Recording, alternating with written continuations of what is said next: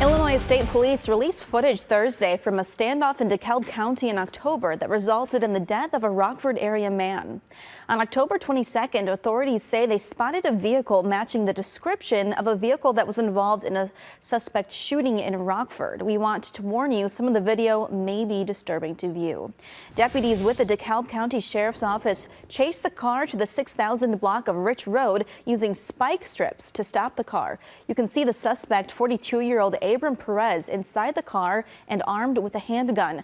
Authorities report he had a hostage inside the vehicle as well. After several hours of negotiations, the hostage was released and Perez stayed in the car. Multiple attempts were made to get him to surrender, but police say he fired multiple shots outside the windshield. A deputy fired one shot back, killing Perez. The shooting is now under investigation by the DeKalb County State's Attorney's Office.